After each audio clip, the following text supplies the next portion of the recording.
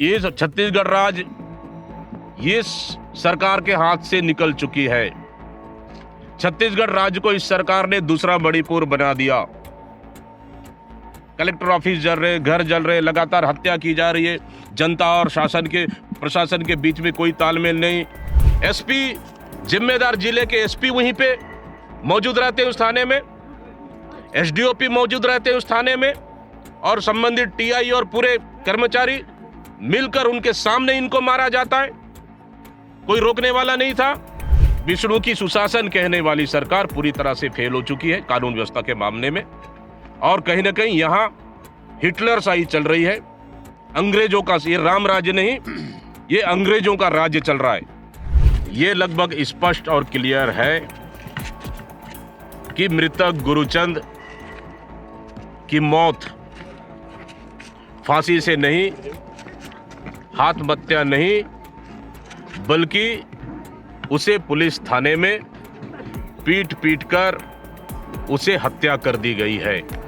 सवाल उठाना लाजमी है। विपक्ष के नेता हैं, उनका सवाल ये उठाना लाजमी है कि छत्तीसगढ़ की सरकार इस विषय में क्या कर रही है। छत्तीसगढ़ में कानून व्यवस्था का माहौल बना हुआ है, कानून व्यवस्था नाम की कोई चीज़ नहीं है। नमस्कार, जय जोहार, जय छत्तीसगढ़। बलरामपुर हिंसा को लेकर सियासत तेज हो गई है। पीसीसी चीफ दीपक बैज दौरा करते हैं, परिवार वालों से मुलाकात करते हैं और हर बार की तरह सवाल उठाते हैं सरकार पर। सवाल उठाना लाजमी है। विपक्ष के नेता हैं, उनका सवाल ये उठाना लाजमी है कि छत्तीसगढ़ की सरकार इस विषय में क्या कर रही है। छत्तीसगढ़ में कानून व्यवस्था का माहौल बना हुआ है, कानून व्यवस्था नाम की कोई चीज़ नहीं है। दीपक बैज ये बार बार कह रहे हैं। उनका ये भी कहना है कि छत्तीसगढ़ जल रहा है, सरकार से कुछ भी नहीं संभला जा रहा है। दरअसल उनका कहना इसलिए है क्योंकि बलौदाबाजार हिंसा होती है, कवर्धा का लोहारीडी कांड होता है, फिर सूरजपुर कांड होता है और अब पड़ोसी जिला बलरामपुर में ये कांड हो जाता है। इस कांड में आपको बता दें कि एक बड़ा अपडेट और है। इस मामले में एसपी ने बड़ी कार्रवाई की है। उस थाना में पोस्टेड पुलिसकर्मियों को लाइन अटैच कर दिया है, उन्हें हटा दिया है। इसके अलावा दीपक बैज ने इस विषय को लेकर क्या कुछ कहा वो भी आप जरूर देखिएगा। 2-3 दिनों तक लगातार बलरामपुर में बवाल होता रहा है और शांति व्यवस्था कायम करने की पुरजोर कोशिश सरकार और शासन प्रशासन की स्तर से की जा रही थी। दीपक बैज ने इस पूरे विषय को लेकर क्या कुछ कहा है, उन्होंने सीएम, गृह मंत्री, तमाम सरकार के मंत्रियों पर उन्होंने सवाल उठाए हैं। वहीं इस मामले में बलरामपुर एसपी ने बड़ी कार्रवाई करते हुए 8 पुलिसकर्मियों को लाइन अटैच किया गया। लाइन अटैच किए गए पुलिसकर्मियों में प्रधान रक्षक और आरक्षक शामिल है। आपको बता दें कि स्वास्थ्य विभाग में पदस्थ चौकीदार गुरुचरण मंडल की मौत के बाद बवाल हुआ था। आपको ये भी मालूम होगा, गुरुचरण मंडल ने पुलिस थाना के अंदर में, कोतवाली थाने के अंदर में वॉशरूम में जाकर उस फंदा बनाकर आत्महत्या कर ली थी और इस विषय को लेकर लगातार बवाल हुआ। पहले दिन बवाल हुआ, दूसरे दिन शव को लेकर बवाल हुआ और अब इस मामले में बड़ी कार्रवाई हुई है। एसपी ने, आपको बता दें कि आरक्षक से लेकर तो जो स्टाफ थे उन लोगों को लाइन अटैच कर दिया है और दीपक बैज ने इस पर बयान दिया है। सियासत लगातार जारी है, आगे भी इस पर सियासत होती रहेगी। आप देखिए इस विषय को लेकर दीपक बैज ने क्या कुछ कहा है। पिछले 2 दिनों से बलरामपुर जल रहा है। बलरामपुर पूरी तरह से दहशत में है कि पुलिस थाने में हुई मौत को लेकर, और आज हम लोग आए, तमाम हमारे वरिष्ठ पूर्व मंत्री, हमारे जिला कांग्रेस के अध्यक्षों के साथ पीड़ित परिवार से मिले, चर्चा भी किए, डिटेल जानने का कोशिश किए, लेकिन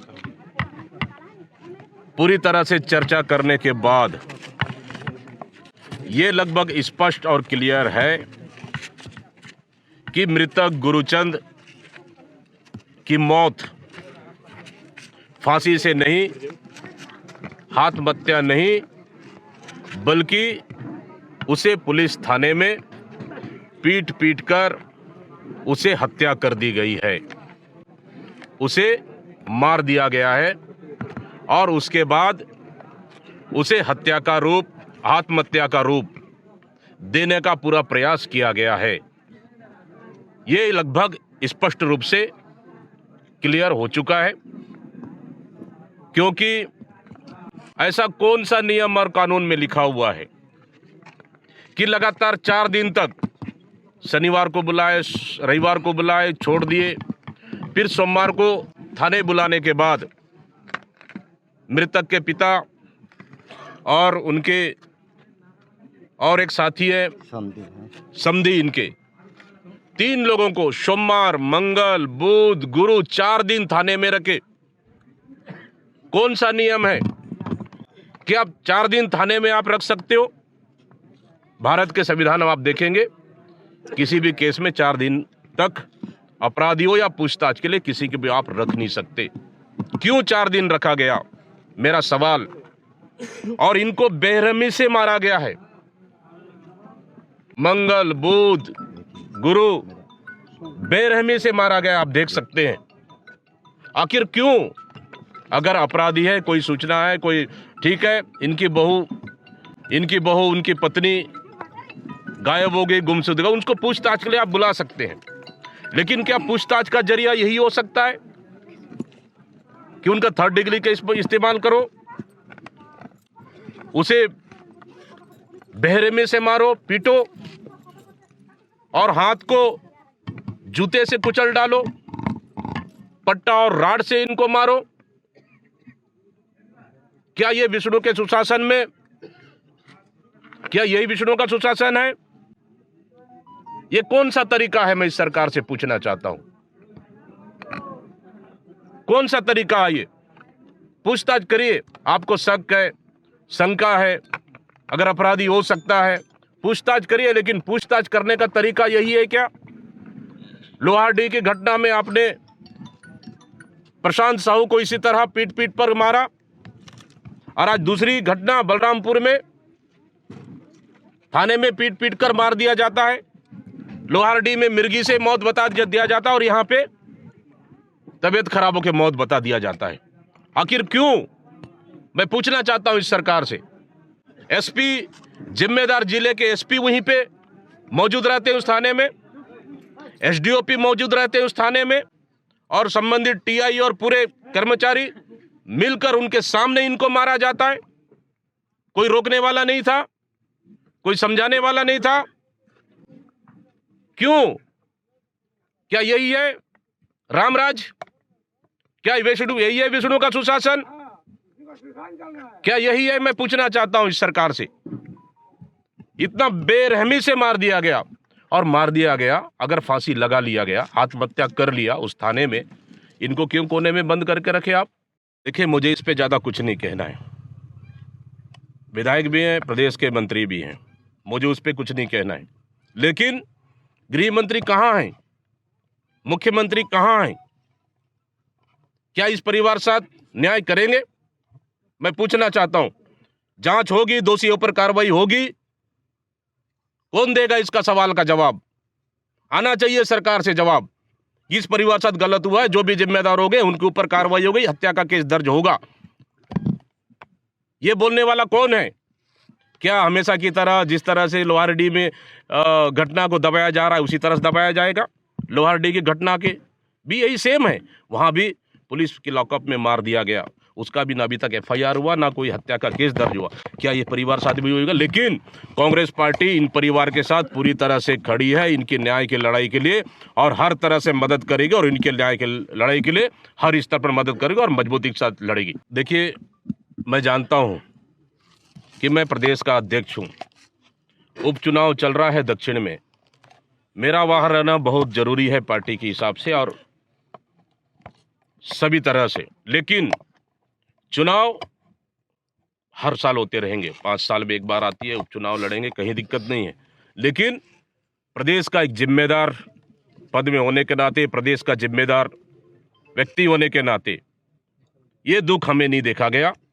इसलिए मैं आज सब चीज छोड़कर उतने दूर से मैं इस परिवार से मिलने आया हूं, और हम लोग आए हैं, पूरी टीम, परिवार से चर्चा किए, पीड़ित परिवार से मिले, इनका आपस में सुख दुख भी बांटे। मैंने कहा इनको बेटा को वापस तो नहीं ला पाएंगे, लेकिन इनके बेटा की लड़ाई के लिए कांग्रेस पार्टी पूरी तरह से इनके साथ खड़ी है और आगे भी लड़ेगी। भारतीय जनता पार्टी को उनके लिए प्रदेश जलता रहे और सरकार हत्या करते रहे, वो उनको अच्छा लगता है तो लगने दो, मुझे इस पे कुछ नहीं कहना है। जनता ने पुलिस पर लगातार तानाशाही घटना देखेंगे, दूसरा सूरजपुर की घटना देखेंगे, तीसरा आप कवर्धा की घटना देखेंगे और बलरामपुर की घटना देखेंगे। आखिर पुलिस प्रशासन, शासन प्रशासन, पुलिस प्रशासन और जनता के बीच में ऐसा कौन सा आक्रोश है जो सरकार से भरोसा जनता खो चुकी है, प्रशासन से भरोसा जनता खो चुकी है, जो लगातार इस तरह की घटनाएं घट रही है, इसके जिम्मेदार कौन है? और ये सरकार, ये विष्णु की सुशासन कहने वाली सरकार पूरी तरह से फेल हो चुकी है कानून व्यवस्था के मामले में।